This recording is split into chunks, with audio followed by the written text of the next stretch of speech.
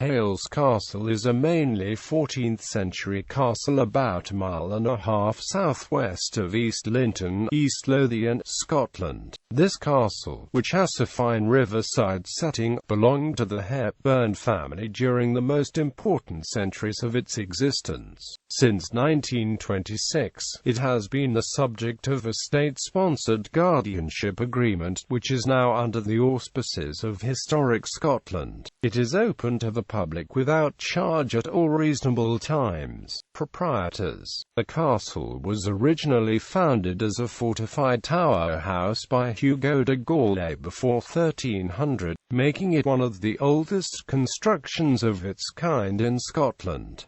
The superiority of the lands was held by the Earls of Dunbar and March. The de Gaulays, a Northumbrian family, supported the English in the Wars of Independence, and the land was forfeited by order of the Scottish Crown. Hales Castle and lands were then confirmed upon another Northumbrian, Sir Adam de Hepburn, who, in the reign of David II, had a charter of the lands of Traprain and Southhalls and Northhalls in Haddingtonshire, as well as the lands of Mersington, Coburn's Path, and Rowlandston in Berwickshire. On December 20, 1451, Sir Patrick Hepburn, 1st Lord Hales, had a crown charter of the Lordship of Hales and other lordships and lands, which his predecessors formerly held in heritage of the Earls of March, who again held them of the Crown-in-Chief, also the lands of Prendergast, above Ayton, and others in the sheriffdom of Berwick, with all rights in the lands formerly held by George Dunbar, Earl of March, and forfeited by him, the whole erected into a free barony to be called the Barony of Hales.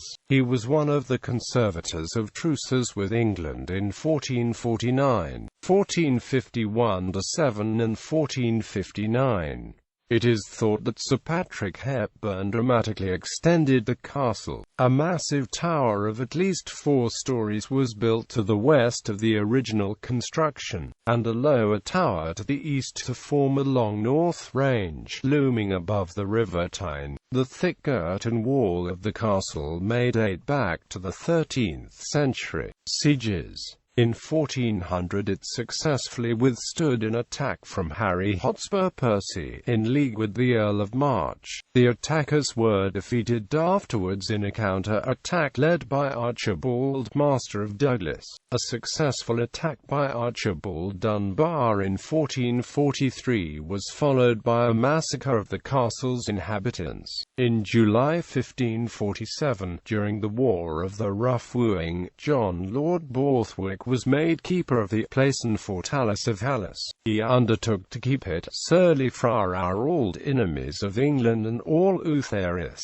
He agreed only to render the house to Regent Arian, and not to the Earl of Bothwell or any of the Hepburn name. If the English came, Arran promised to send 24 horsemen to defend the castle. After the Battle of Pinkie, Lord Grey of Wilton occupied it for the English. In 1567 James Hepburn, 4th Earl of Bothwell, entertained Mary, Queen of Scots, at Hales Castle. All his lands, including Hales Castle, were later forfeited to the Scottish Crown. Oliver Cromwell partly slighted the building in 1650 after the Battle of Dunbar. It later passed into the hands of the Stuarts, the Settons, and finally, in 1700, the Dalrymple of Hales family. By the mid-19th century the castle was being used as a granary. Sir David Dalrymple, BT, having taken advantage of the more settled times to move his family to the mansion of New Hales.